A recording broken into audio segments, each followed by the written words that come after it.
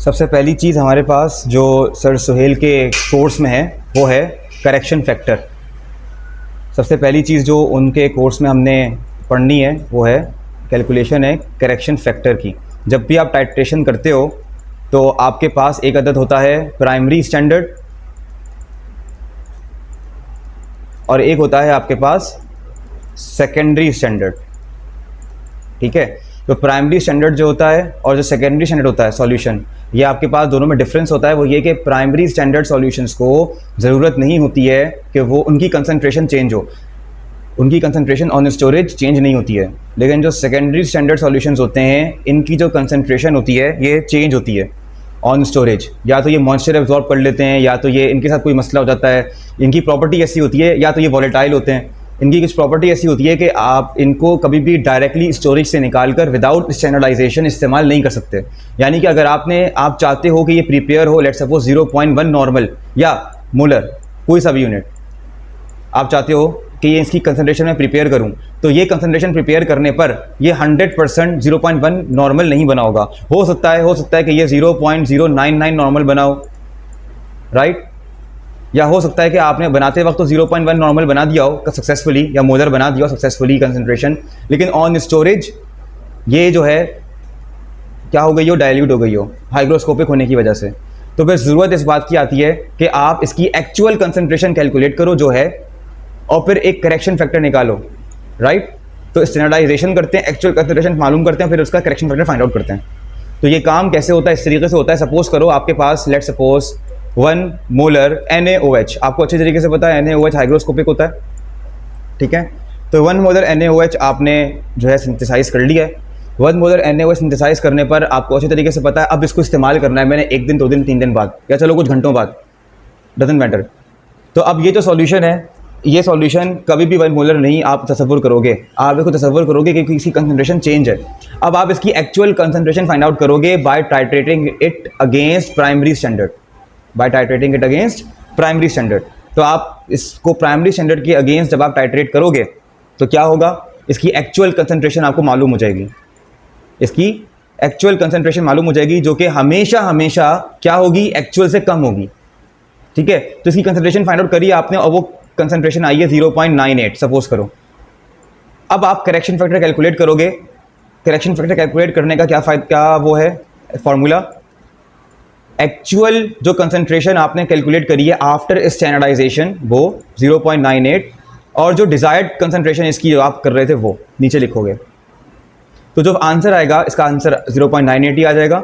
0.98 इसका correction factor है। अब ये जो करेक्शन फैक्टर है ये इस्तेमाल होगा अगर आप इस स्टैंडर्डाइज्ड जो है सॉल्यूशन को इस्तेमाल करते हो टाइट्रेशंस में आने वाले दिनों में। तो अगर आप इस्तेमाल करते हो अब इसको एज अ टाइट्रेंट, तो फिर आप इस करेक्शन फैक्टर का इस्तेमाल करोगे कैलकुलेशंस में, ना कि इसकी डिजायर्ड कंसंट्रेशन, ठीक है। ये होता है हमारे पास करेक्शन फैक्टर का फ़ायदा। दूसरा टॉपिक जो हमारे पास है वो है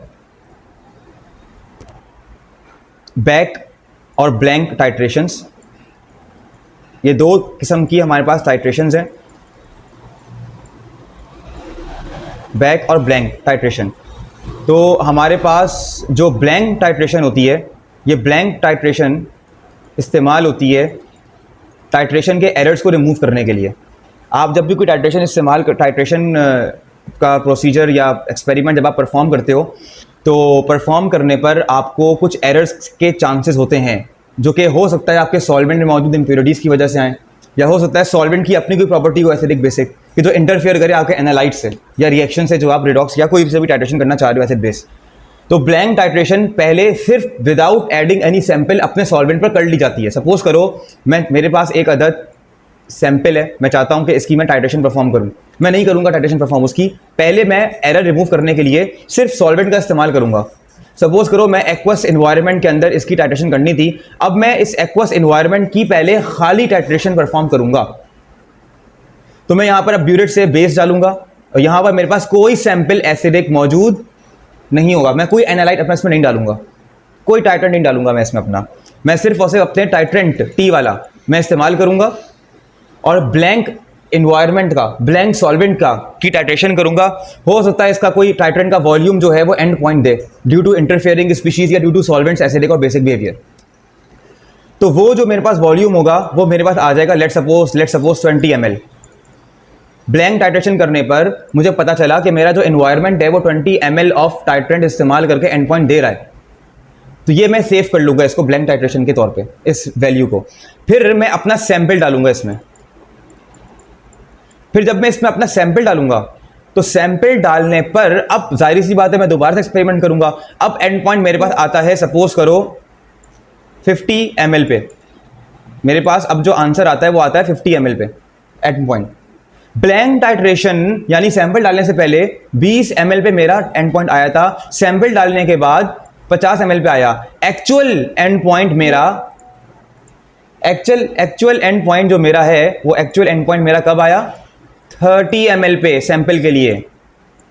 अगर मैं ब्लैंक टाइट्रेशन ना करता तो मुझे पता ही ना होता कि सॉल्वेंट या एनवायरनमेंट ने कितना वॉल्यूम इस्तेमाल किया है और एनालाइट ने कितना इस्तेमाल किया है।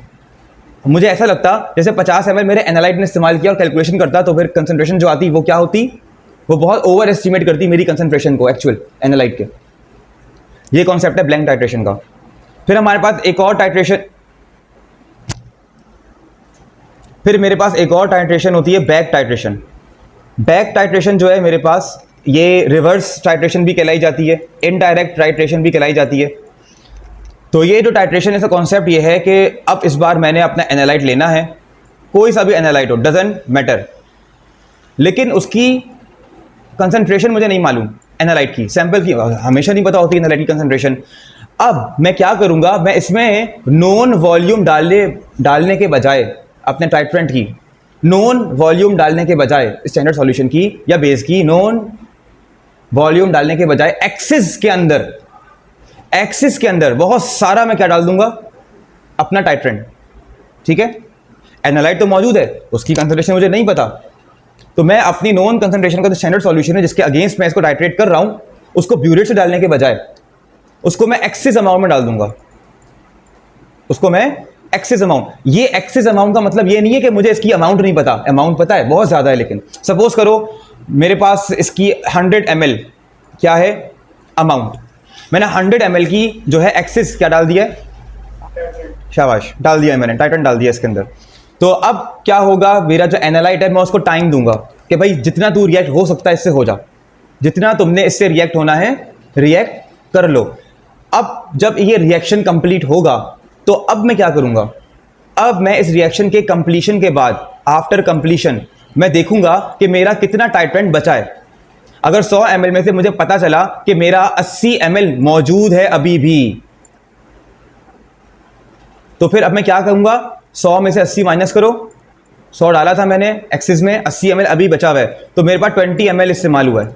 ये कहलाती है बैक टाइट्रेशन।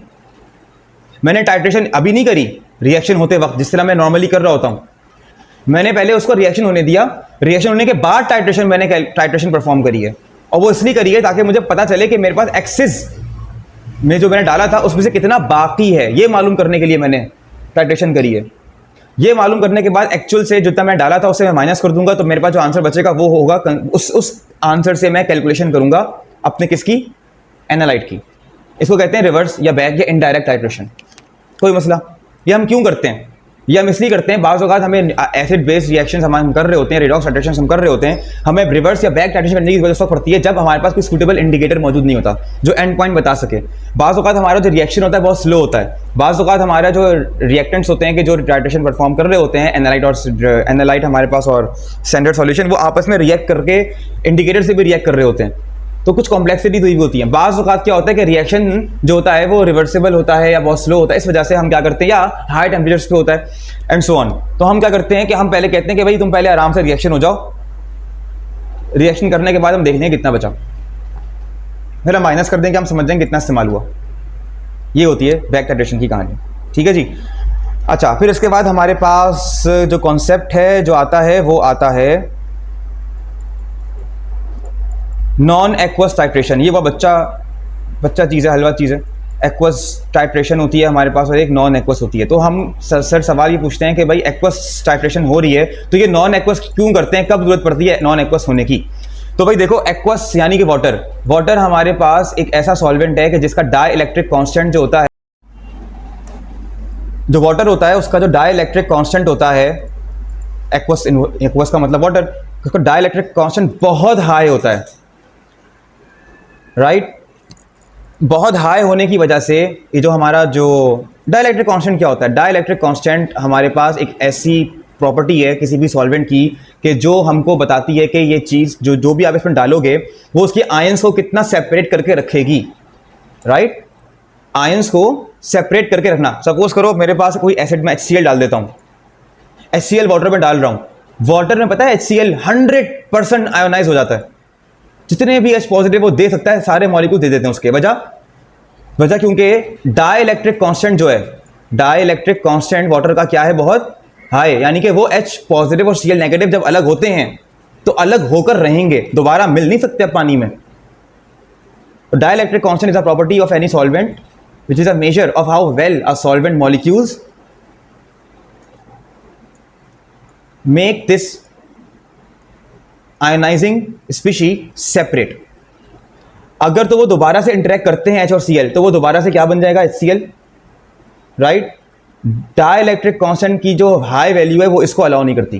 कुछ सॉल्वेंट्स ऐसे होते हैं कि जो जिनका डाई इलेक्ट्रिक कॉन्स्टेंट जरा लो होता है, अगर उनमें आप HCl डालोगे तो एसिडिक सॉल्यूशन नहीं बनना स्ट्रॉन्ग, क्योंकि फिर HCl जो हमारे पास आयोनाइज होकर H पॉजिटिव दे रहा है तो वो लो डाई इलेक्ट्रिक कॉन्स्टेंट की वजह से किसी भी सॉल्वेंट की अलग होकर रहेगा नहीं, वो दोबारा से क्या हो जाएगा, जुड़ जाएगा, ठीक है।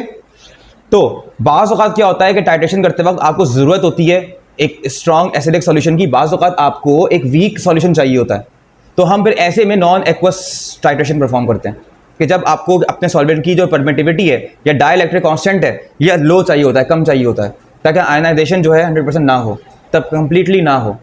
यही जो टॉपिक है हमारा ये आगे प्रोसीड करता है लेवलिंग और डिफरेंशिएशन इफेक्ट में।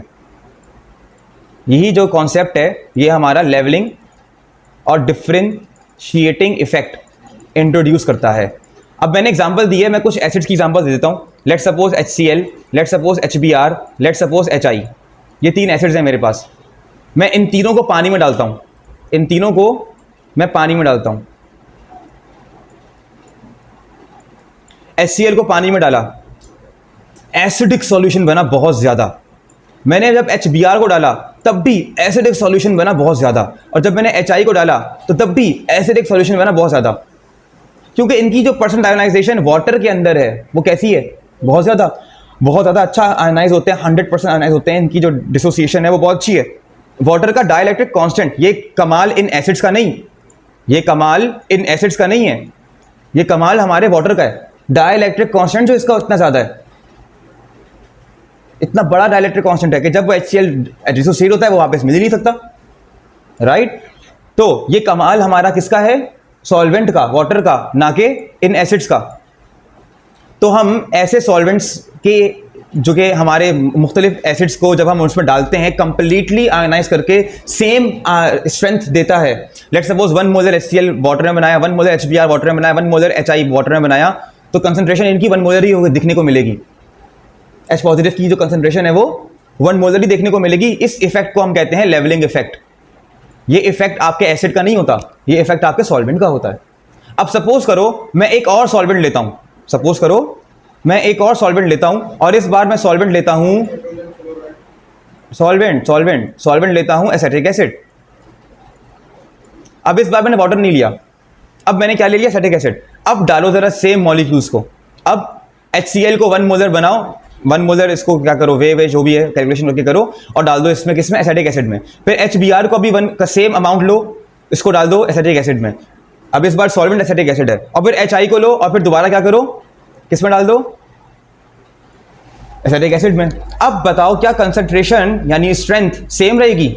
अब देखो एसिटिक एसिड खुद एक एसिड है, वीक एसिड, वो खुद एक एसिड है, वो HCl से क्यों प्रोटॉन लेगा, वो तो खुद एसिड है, राइट। तो जब HCl आप डालोगे एसिटिक एसिड में तो एसिटिक एसिड अपनी इस्तिताअत की बुनियाद पर प्रोटॉन लेकर क्या हो जाएगा, रिड्यूस हो जाएगा, एज अ बेस काम करेगा। लेकिन जब वही एसिटिक एसिड HBr से जब क्या करेगा, उसका सामना होगा, तो वो सेम इंटेंसिटी से प्रोटॉन नहीं लेगा। और जब वही एसिटिक एसिड HI से उसका सामना होगा, तो वो उस सेम इंटेंसिटी से क्या नहीं लेगा, प्रोटॉन उससे नहीं लेगा। ऐसे में सेम अमाउंट एसिटिक एसिड के सॉल्वेंट में डालकर आपको सेम स्ट्रेंथ नहीं मिलती एसिड की। अब कमाल है हमारे एसिड्स का, अब जो ज्यादा एसिडिक बिहेवियर रखता है वही ज्यादा एसिडिक सॉल्यूशन बनाएगा एसिटिक एसिड में, और इन तीनों की कंसंट्रेशन चेंज होगी। अब देखने में आता है कि जो हमारे पास HCl है, HBr है और HI है, ये डिफरेंट स्ट्रेंथ बनाते हैं जब सेम अमाउंट डाली जाती है एसिटिक एसिड में according to their acidity. Water में डाला तो वाटर की तो परमिटिविटी इतनी अच्छी है जो सबको क्या करती है, सेपरेट आउट कर देती है H पॉजिटिव सबके, राइट। लेकिन एसिटिक एसिड की जो परमिटिविटी है वो लो है, राइट। तो फिर ये अब एसिड्स का कमाल होता है कि वो कितने एसिडिक हैं। तो सेम अमाउंट डालने पर क्या होता है, डिफरेंट कंसंट्रेशंस बनती हैं एसिड की हमारे। तो इस इफेक्ट को सॉल्वेंट के हम क्या कहते हैं, डिफरेंशिएटिंग इफेक्ट। कोई मसला, ठीक है जी। तो ये हमारे पास बात थी इसकी। अब इसके बाद हमारे पास टाइटर फैक्टर की कैलकुलेशन है, वो करते हैं, और फिर हम रिडॉक्स, आयोडोमेट्रिक, कॉम्प्लेक्सोमेट्रिक, डायएसिटाइजेशन, आर्जेंटोमेट्रिक टाइट्रेशंस करेंगे।